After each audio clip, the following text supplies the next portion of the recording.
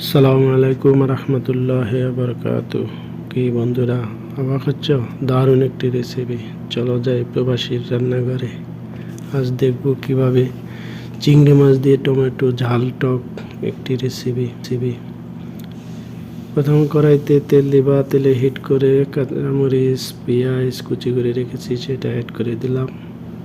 Add করে দেওয়ার পরে যখন হালকা বাদামি কালার হবে তখন স্বাদ মতো লবণ দিয়ে দিবা। আমি যেমন লবণ দিয়ে সুন্দর করে ভেজে নিয়েছি, বাদামি কালার হয়ে গেছে। এখন আমি হলুদের গুঁড়ো অ্যাড করে দেব। কিছু মিক্স মশলা দিবা। সবাই জানে প্রবাসীরা মিক্স মশলাটাই বেশি ইউজ করে, সেটার সাথে সব ধরনের মশলাই অ্যাড করা থাকে, তাহলে রান্নাটা সহজ হয়। এখন আমি মশলাগুলা কষিয়ে নিচ্ছি।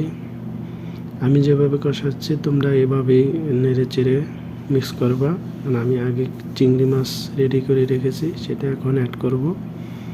আমি চিংড়ি মাছ দিয়ে দিলাম, তোমরা এভাবে দিয়ে দেবা। এখন হালকা ভেজে নিব, বেশি ভাজবে না তো শক্ত হয়ে যাবে। এখন আমি হালকা ভেজে নিচ্ছি, তোমরা এভাবে ভেজে নিবা।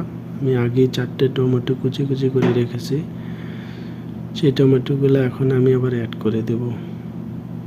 তো বন্ধুরা, যারা আমার চ্যানেলে নতুন তারা চ্যানেলটা সাবস্ক্রাইব করবা, লাইক কমেন্ট শেয়ার করবা বন্ধুদের সাথে, আর প্রবাসী রান্নাঘরের সাথেই থাকবা।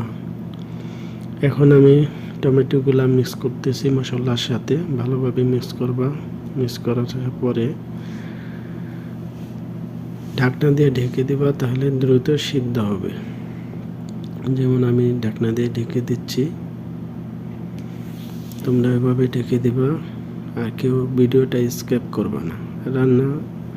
এখন ঢাকনাটা উঠিয়ে কিছু গরম পানি অ্যাড করবা। তো ঠান্ডা পানি অ্যাড করবা না, কারণ ঠান্ডা পানি অ্যাড করলে কি হয়, রান্নার স্বাদটা পাওয়া যায় না, গরম পানি ইউজ করতে হয়। এখন আমি কিছু রসুন কুচি করে রেখেছি, এখন এটা বাগার দেব। তোমরা জানো বন্ধুরা, বাগারে অনেক স্বাদ আসে তরকারির। আমি এই যে বাগারটা দিয়ে দিলাম, দেখছো। আমি আবার কিছু ধনিয়া পাতা কুচি করে রেখেছি, এই ধনিয়া পাতাটা অ্যাড করে দিলাম, তোমরাও অ্যাড করবা। এখন আমার রান্নাটা শেষ। এখন মাশাআল্লাহ মাশাআল্লাহ অনেক দারুণ একটি লুক এসেছে। তো বন্ধুরা, প্রবাসী রান্নাঘরের সাথে থাকো। আল্লাহ হাফেজ।